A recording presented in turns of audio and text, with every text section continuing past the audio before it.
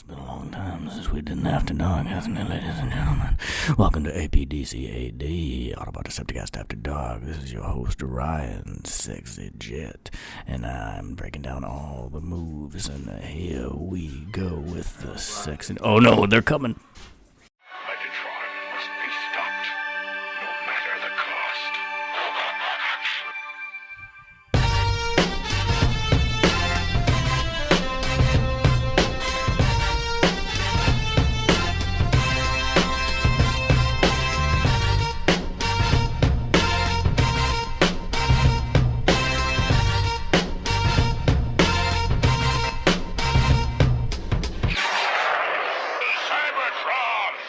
Hello, ladies and gentlemen, and welcome to the Autopod Decepticast. This is your weekly podcast that delivers a minute-by-minute breakdown of the 1986 Transformers movie, and this is episode 60, which means we're going to be covering the 5901 to 60-minute mark of the movie.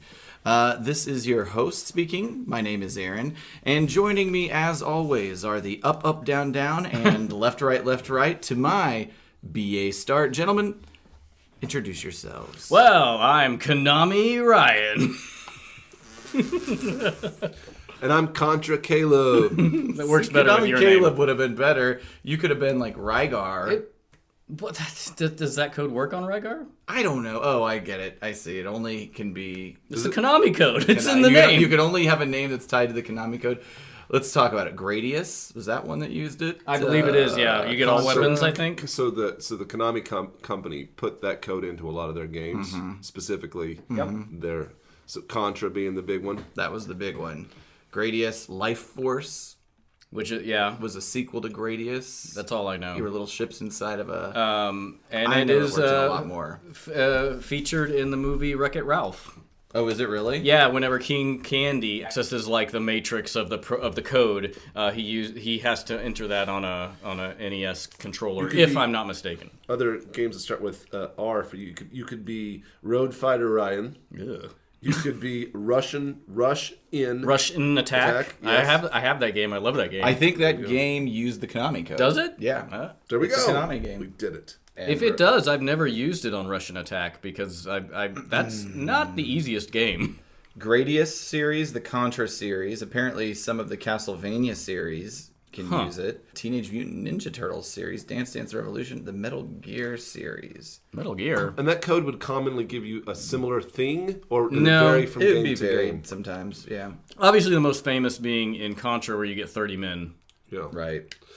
Well, and that brings me to a question I was going to ask. Do you guys remember the show Captain N, the Game Master? Absolutely. No. Caleb by then was hanging out Finger at and the park, broads. Nope. Was not doing that. touching ovaries. Oh, good. How long are his fingers? I mean, look at him. They call him fingers. You know, they call him fingers, but I never see him fing.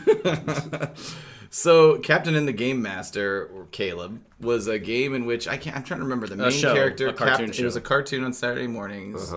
The main character was, I think, in the real world. And Yeah, he was sucked into the game TV. world. Like that is a real common thing in the 80s and 90s, Right, being sucked right. into another world. Kid Video. Whoa! Kid Video, a cartoon no one remembers that I loved. I remember not watching it. It was like it came on around like 11 o'clock. remember It was like not the watching batch. it? Yeah. I remember Specifically, whenever no. the intro would come on and the kid would get sucked into the television, I would turn off That's and when go you're do done. other stuff. I love that show. That is my ringtone, is the Kid Video theme song. Oh, we'll have to play that for the people. I will put it in right now. Real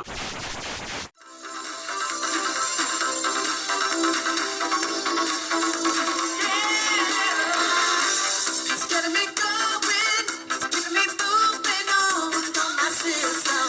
I'm blaming on and on. People saying I'm crazy, 'cause I'm always on my own. I flies around me, I take just turns me on. From my video to my radio.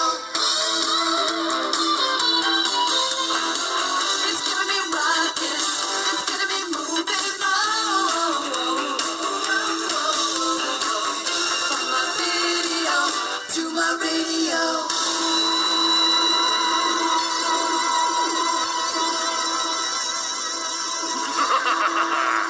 I'm taking you to the flip side.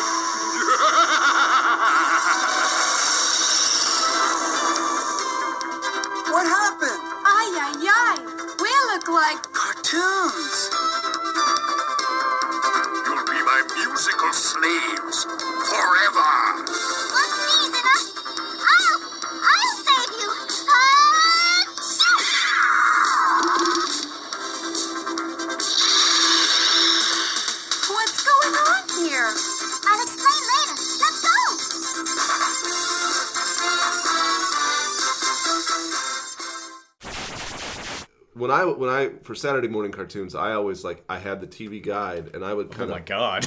I would map out what I was going to watch, Sure. during this block. Absolutely. Because you had to make a choice. Mm-hmm. I'd run it from, It wasn't like today's on-demand programming. That's right. You had to pick a You had channel. to pick a channel. When I was real little, What was your lineup, Caleb? Your personal lineup? I know that some of the Going ones. channel hopping. Yeah. If I got up early enough, which wasn't always, but I would get up. Sometimes I'd get up early before the cartoons would even get going, and they had something on called the Farm Report. And Oh my God. And I had to sit there and wait for the. You had to, because you just want. That's the thing is, you just wanted to watch TV, so you're like, well, Right. I guess I have to watch this. Yeah, there's Yeah. 5 stations. Yeah. Farm Report. It's just bitterly watching And then- Family Feud. Yeah, and Farm Report would then roll into usually. Farm Report. I think Smurfs. Corn's growing real well. Smurfs, definitely Muppet Babies. Yeah, sure. Which is I need They'll to make your rewatch dreams that. come true. Yeah, that was always a really good cartoon for me. I liked it.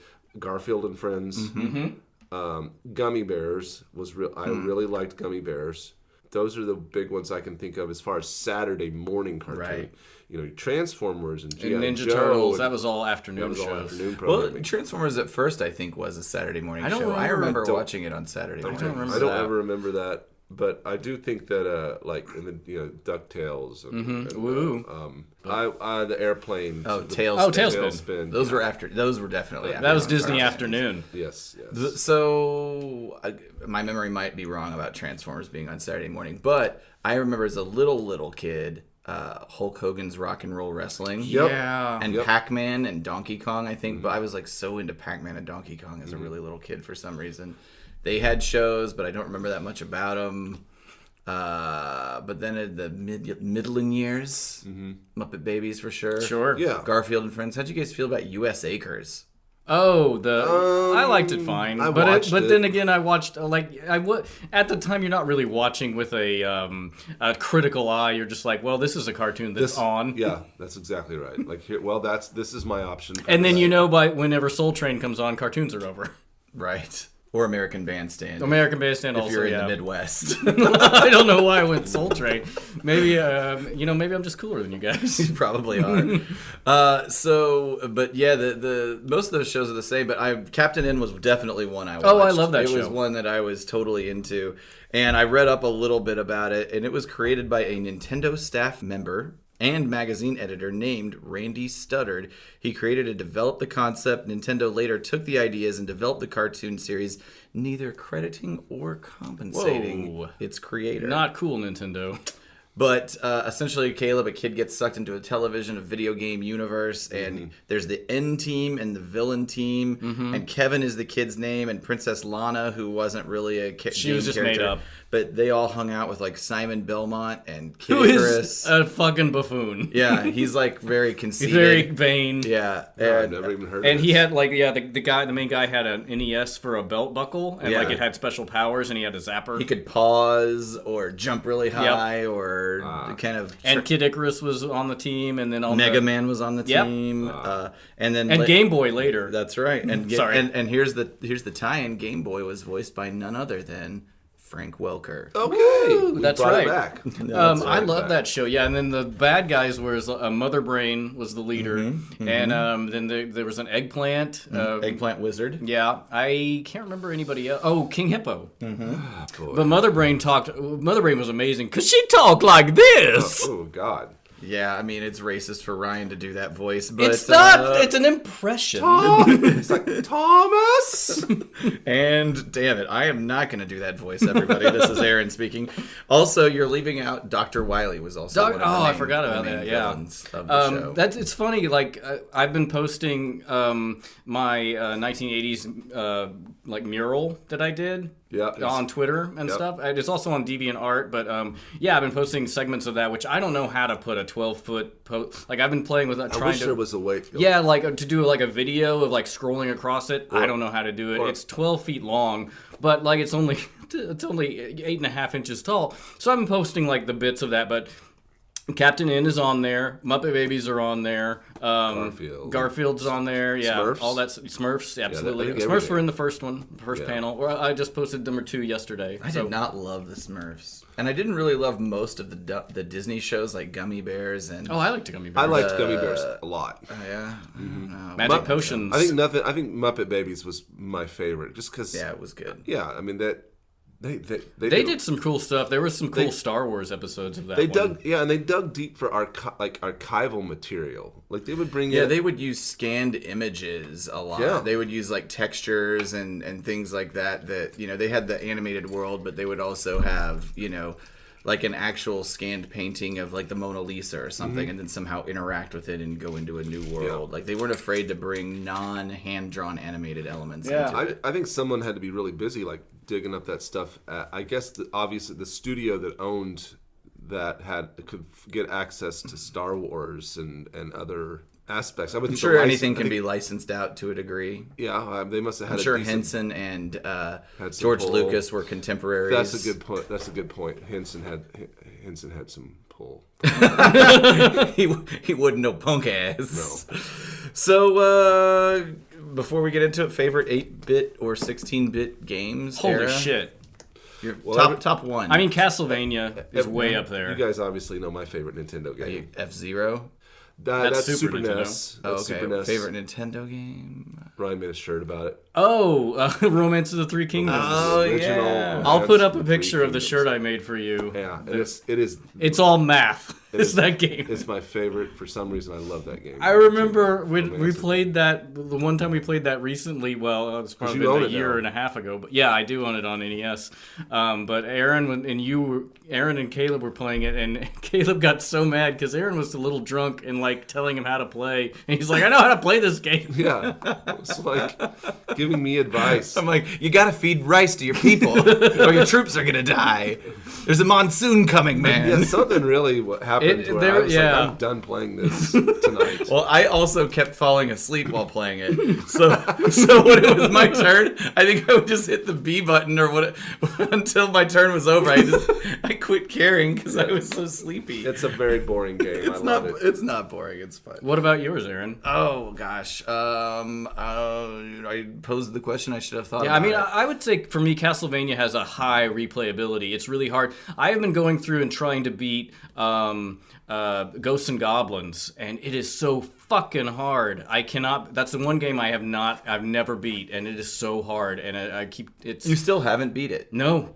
Okay. And I'm trying to because I've do been it- with you on nights where we're playing on later levels of the game. Like, I'm trying also to do it without save states, which means you just have to keep playing and playing and playing because, to beat the game as it was originally programmed, and it's like, You have to beat it twice. you do have to beat it twice, but also there's no save code. You just have to keep playing because you have infinite continues, but Gotcha. unless you're playing on an emulator, which I have the Retron 5, you can do save states, and I try not to do that, but I'm like, man, I'm an adult. I have to do other things. Like, I Right. need to save it. Right. I would say I played Mario 3 probably more than about any Great other game. I was It's a like good game. always jamming on that and trying to discover the secret. I was addicted on Nintendo to Ninja Gaiden. Oh, Like, God. I was like, this. I've got to be able to beat this game. I never beat it. No, me neither. It's so I loved hard. it though. Really, really, really hard. It was really unique for its time, like being able to stick on walls and Yeah, and the animation was really. and it was the animation. the was cut really cool. scenes. Yeah. The one other one that sticks out is Ninja Turtles 2, the arcade game. Oh, that's so Yeah, great. it's so It's fun. just one of the most fun games. Fun, of fun. all. Which also is very that's one of the games where you can beat it Yeah. every time, and it's fun to Right. just go run through it. If you want to Rampage spend through it. half an hour playing a game to beat, that's a good one. I've thought about trying to buy those cabinets, those emulator cabinets that'll house like thousands and thousands of old arcade games just to have in the basement, and Yeah. that would be pretty fun. Actually, There's You a- should, like, play original. You arcade should definitely get Contra. one of those. Please chip in. Absolutely. There's a 60-in-1 cabinet at work, and nice. it has Juno First on it, which is a game I'd never heard of before. And I started playing, and it's an early 3D model. Like it's a space shooter, but it's not it's very unique. I'm surprised it's not more popular than it is.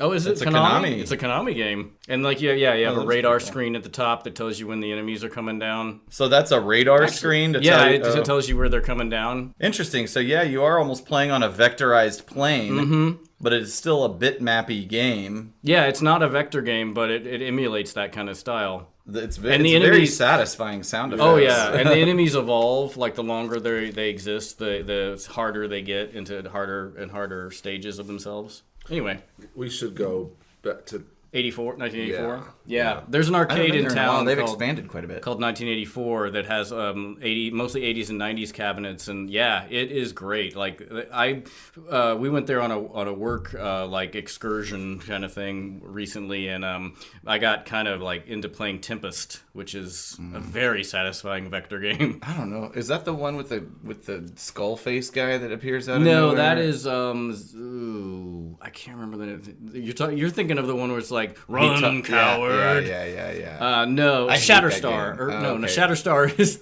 Sinistar. So that's what it is. Sinistar. I hate that game. Oh no, it's the one where it's a like you have a dial and you roll around a down facing tunnel where enemies come up and you shoot them. Talking about. Well, the last time I was there, I ended up playing Rampage the whole time I was there, and that game is In so theaters now. boring, but also satisfying. I don't like. I guess it satisfies an ADD sort of. Of like just kill or destroy or everything. clear on out the screen. board kind of thing, because it's not really exciting No. at all. But I could It's play the same it thing forever. over and over and over. And yeah, we've talked about this before, and I don't think I can. I don't know why. I don't find Rampage. I don't even think I have it for the NES, which is why I probably should get it just to be a completionist. Well, and it was one of those early video games where naked chicks Oh. in the bathtub. Eat How many If you were times? Lizzie, you turn into a naked lady when How you many die. times have I spilled my seed to Rampage? Just getting to that. Because you have to stay hard while you're playing. I know. And then you see that digitized woman, you're like, titties. Even though she's covering them. Yeah, like a real sensors. tease. So, guys, let's recap the last episode. Oh, are we still on a podcast? Last episode, Kup and Hot Rod walked the proverbial plank to the Sharkticon tank, but not to pitch their innovative new crotch-based storage system, rather to die. And, however, there's a plan up their sleeves, gentlemen, and they are going to avoid draining themselves of photon charges and instead are commencing a, quote, demolition derby, which, very interesting. I don't know what that means, but maybe we'll find out more as this minute kicks off. Yeah. So, at the 59:01 second mark, you'll recall that Kup and Hot Rod have dropped to the bottom of the tank, and there's dozens of Sharkticons, a school, you might say, diving after them. And in a very interesting tactic, they begin driving fast, circling the tank, disrupting the waters into a whirlpool type Yeah, effect. it's very cool where they start driving on the walls and making it basically into a water vortex. And by they, at this point, it looks like it's only Hot Rod doing it. Didn't Kup go by? Kup went with him, but I don't see Kup go by in the animated sequence here. Let's watch again. Oh, he comes right behind him. Yeah, Does he? Oh, he's right okay. behind him. All right, He's all right behind all Hot Rod. My bad. So they create this whirlpool effect. They allow the centrifugal force of this whirlpool to ultimately fling them from the tank onto a platform on the edge of the tank. Yeah, that's at like the 59:13 minute mark, and it's the way they. I kept going back and forth because even as a kid, the way they eject from it was annoying to me. It just looked like they came out opposite, which it works. And I went back and forth looking at it, and no, they do come out the right way, but the animation. It's not at an angle that is. It's a weird satisfactory. angle. Yeah, it's a weird angle they come out at. Yes. I mean, I do like the creativity of the scene. I think it's interesting. It's like it's a neat thing that they did, but it just, I mean, it could have been executed a little better. But I like it. These guys are warriors. They can improvise ways to, shake things up, get the battle going. So Hot Rod is at the edge of the tank here, and he gets into position. And there's a handful of Sharkticons that climb up the ledge here.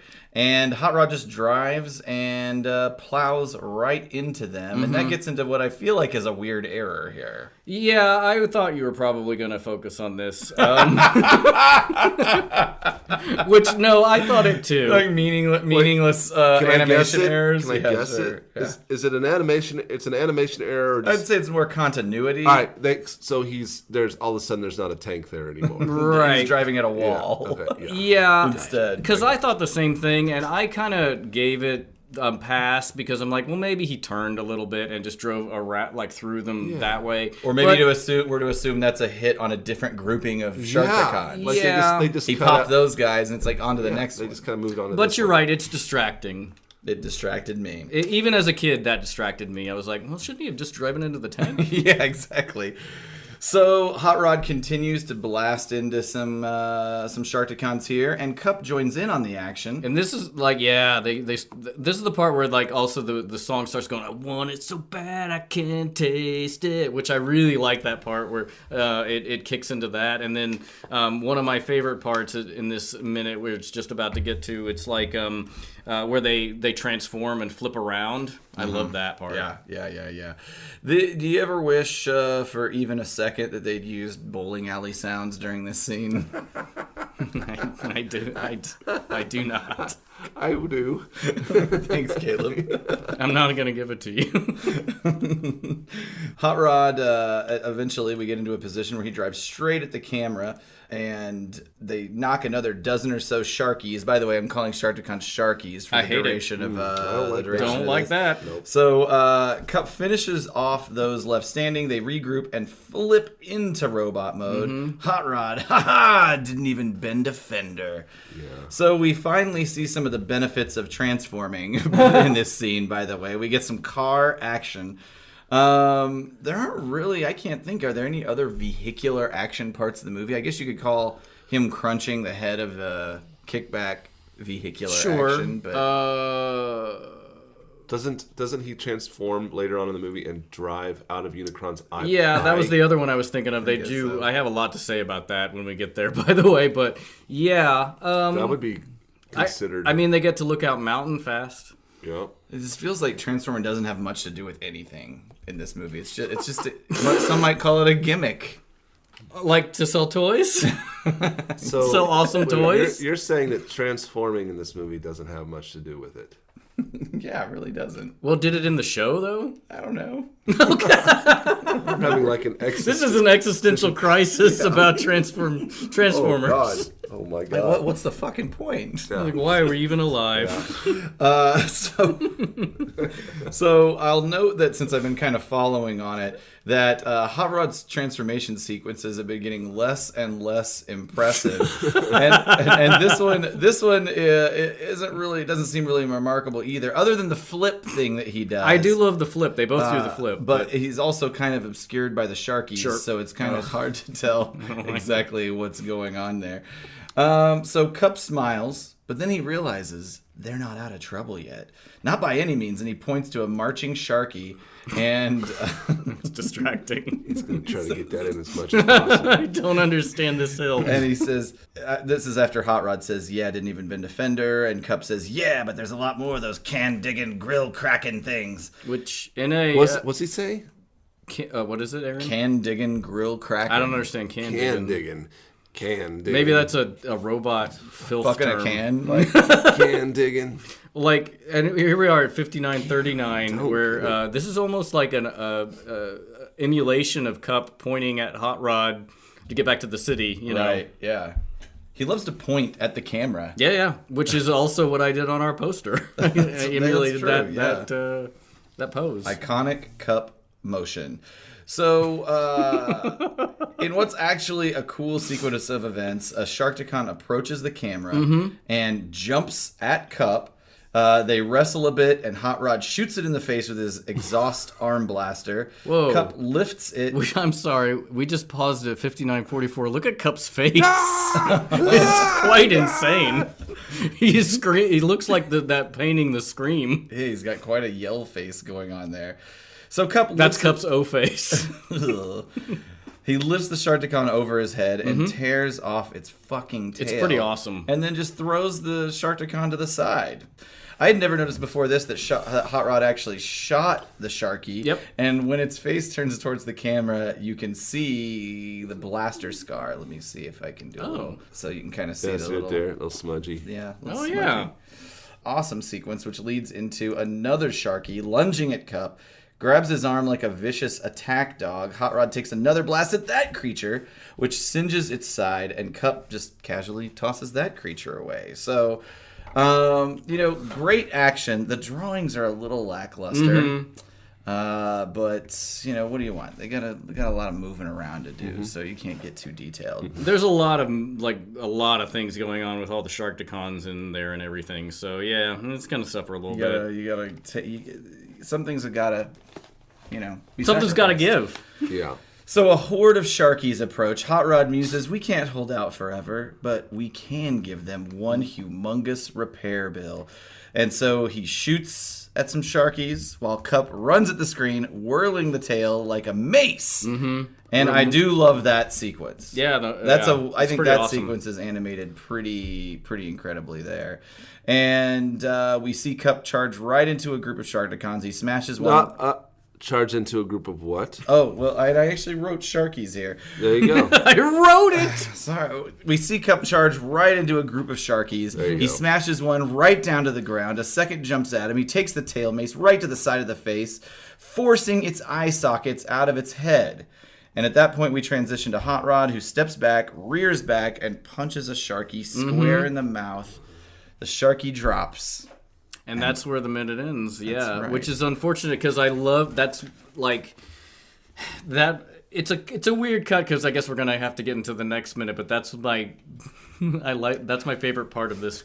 Is where Hot Rod punches the Sharkticon in the face. It is a really cool part, and I think the animation starts to get better, if nothing else, for all the debris and smashing and carnage that they put up on the screen. Yep. 1, 2, 3. There we go.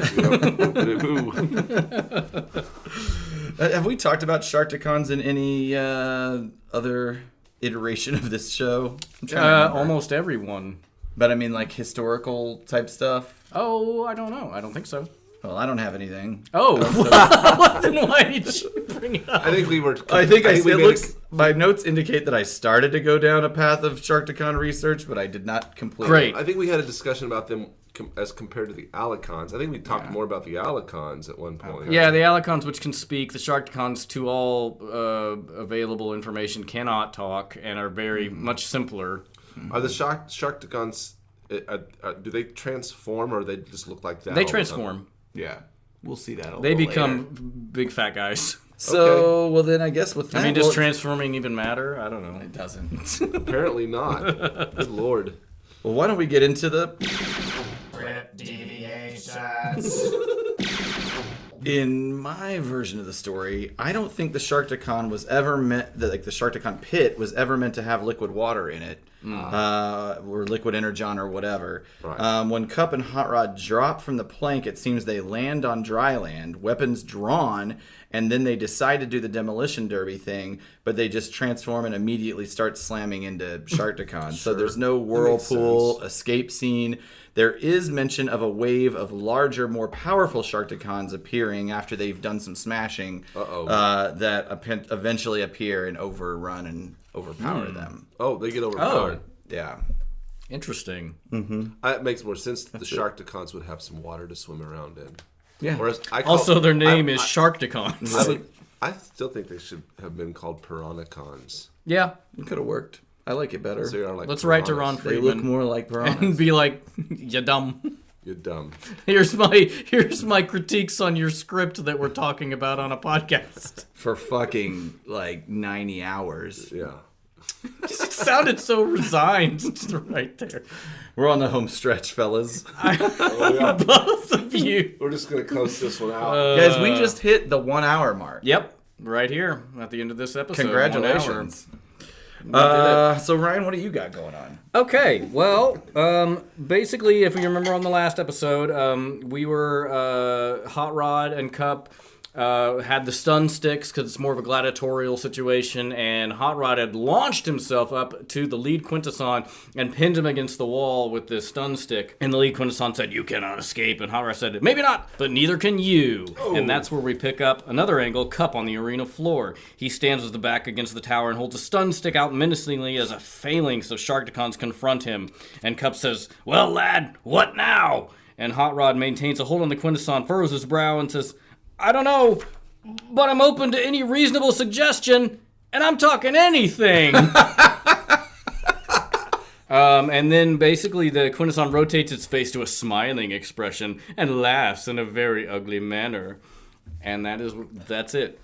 Oh, That's man, all there is for this one. What a tease. There's of, a fair amount in the deviation. next one, yeah. All right, but like okay. again, I've been trying to keep it with what the action we see Sure. in the movie. So That's fair enough.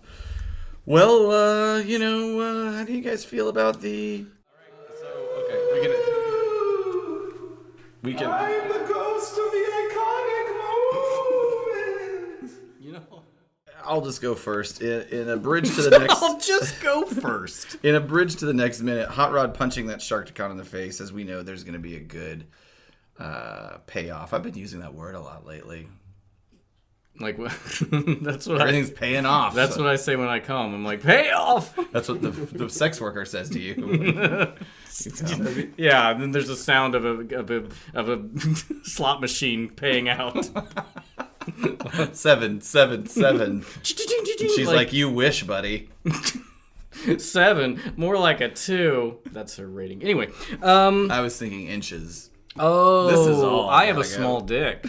Is that joke? You're mean. I would second that. We're bridging over the next minute, but the part where Hot Rod punches the Sharkticon in the face, and then what we see, the aftermath of it, that's my favorite. Also, it's such a cool moment. It's a cool illustration. Hot Rod's legit being a badass. I just like it. Everything about it. Also, Cup's Sharkticon tail. Yeah, makes the tail things rip. Pretty. I would give that a secondary iconic status. Caleb. No, I don't have one. Okay. I don't even want. I should apologize to everyone. For what I was To doing. everyone, individually. Yeah, sorry. Next time on the Autopod Decepticast. Will Kup and Hot Rod be turned into a robo hors d'oeuvre? Will Slag exhibit the relatively positive side of his personality? And will Grimlock munch metal? You'll never be so happy as to hear these three big bozos cover minute 61 in detail next week. Absolutely. So keep listening to the show. iTunes, Stitcher, Google Play, and tune in and follow us on our social media. We're on that Twits. We're on that Faces. We're on that Instatime. All of them at APODcast. And visit our web presence at autopoddecepticast.com. iTunes users, rate, subscribe, anything cool going It on that really website? helps us. Absolutely. I mean, I'm going to put up the things we talked about. And, I mean, Juno First, the video will go up there. But a bunch of was stuff cool. about the Konami code's going to go up there. Okay. I don't know why this episode you got so cutesy with it. Like Sharkies and the You know, we got a whole other episode of Sharkies coming Oh, up. good. Everybody look forward to that. Gross. Excellent. All right. Thanks, everybody. Oh, okay, bye. Bye.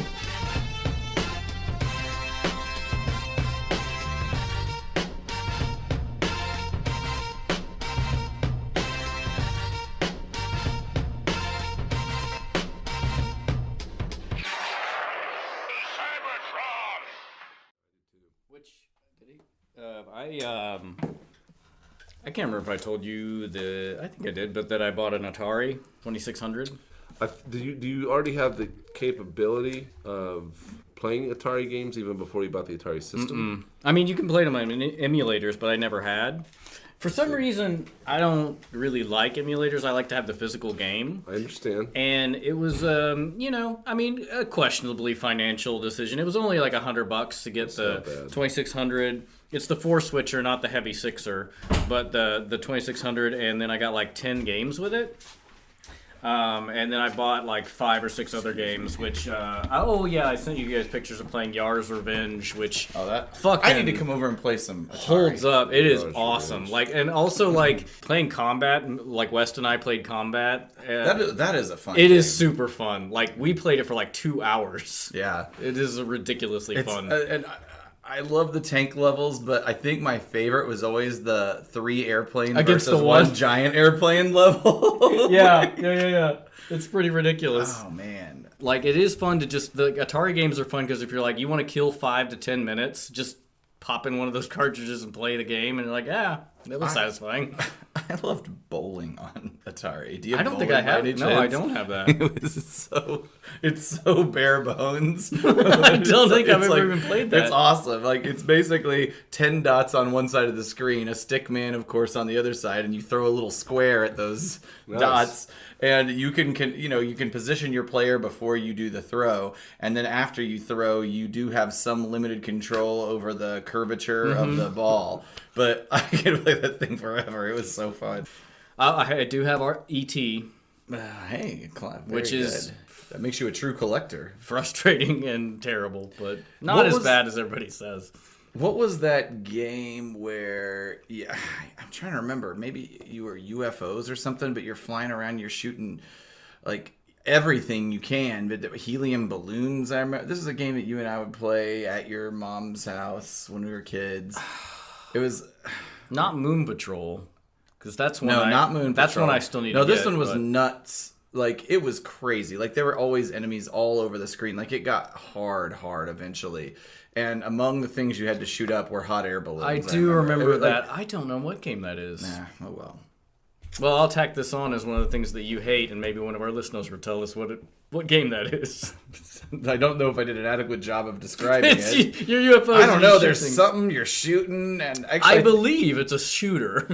it is a side-scrolling shooter. It's kind of like Moon Patrol, but just way crazier. 'cause Yeah. what you're shooting makes no sense, and there's just a lot of enemies, a lot of shootable things. And I think you're flying. I don't think you're on like a rover. But There's also a weird game, I can't remember the name of it offhand, but that I got as just part of the package of buying this 2600, where you're like it's like I think it's called Shooting Gallery, but where you could like have 30 games where you switch it and it's basically different versions of the same game, but you're either like stationary guns or you can move the guns, but it's like you're in a shooting gallery and you're just shooting things as they come across the top, which is kind of like seems ridiculous, but is very addictive. my video game memories with Caleb are mostly centered. I remember playing Romance of the Three Kingdoms at your house, and I had a history. Before I played with you, I actually played Romance of the Three Kingdoms 2, which was a Super Nintendo game with a friend of mine, Ellery, at his house. And we would stay up all night playing that game, and so I loved playing Romance of the Three Kingdoms at your house. Yep. But it was more limited. I mean, obviously it's a Nintendo I didn't have game. a lot It of was more games. limited in scope than 2. Like, the one thing that bugged me about 1 after playing 2 was that with Romance 1, you could only have one general do something, and then your turn was over. In Romance of the Three Kingdoms 2 was essentially the exact same game, slightly better graphics, but your turn was over after you've got all your generals to do Cycling something. through all your generals. Yeah. Right. Did you have a 2600, Caleb? An No, Atari no. of I any kind? only had. I didn't have any system until I got. I got a Nintendo NES, yeah. Yeah, and I pretty much stuck. I shouldn't say pretty much. I did just stick to NES. Like I did get a Game Boy, and then I got the Super Nintendo, and then after that I never moved on to getting like a PlayStation or anything. I simply just owned the original Nintendo, Game Boy, and Super NES, and I had maybe a handful of games for each. Remember playing hella F-Zero at your place? I was I and have Pilot F- Wings. I have F-Zero I don't and have- Pilot we Wings. played Oh, you didn't have Pilot Wings? Pilot Wings is We great. played it, but I don't know if I owned it or not. Maybe I did. I played F-Zero a lot. I remember you were on a Dragon Warrior 3 kick for a while. I played a lot of Dragon. yeah. I played a lot of Dragon Warrior. I beat Dragon Warrior 2. I got Dragon Warrior 3, and I swear to God, there's a glitch in there. There was a glitch in that game where I couldn't finish it. I mean, I'd done everything. Essentially, I had finished the game. I couldn't beat it. There was some kind of weird programming issue, I think. Played a lot of Ninja Gaiden, played a lot of Mario. But what I was in Super Nintendo, I would just play F-Zero all the time. And actually, I think I was a really good player. I'd like to know. Like you could have gone to tournaments. Yeah, I really think I could. Esports. Yeah, I really think I could have. Like I was always obsessed with improving. It's just times. that game is was way ahead of its time. Yeah, it was a great game. It's pretty great. I have it and I play it, and it's amazing. That and Pilot Wings are probably the two games I play the most on the SNES. Does your Retron play Famicom games? Yep. And Famicom. yet my bad. And yet none of us have played the original Famicom Nintendo Transformers game. Yeah, I should get that. It looks real fun. I'm surprised that you don't already own like the Transformers game. Yeah, I haven't looked up how much it is. I'm sure it's probably expensive. I don't even know anything about it. Oh, there's an AVGN episode about it. Yeah, dedicated and to it is hard and terrible. This is Uh-huh. basically the game. I do have some Famicom games. I have like the Famicom version of Icebreaker and a prequel to Bubble Bobble. We need to that's start. You not get it bad. for $10. We need to start the episode. We do, Yeah, because let's Caleb do it. has to get All right, out. here we go. Here we go. Here we go. You two- Here we you go. two, maybe. And of course, I have another tangent to take us on, so we'll be fine. Well, This will be a short one. Brussels, where we sell good.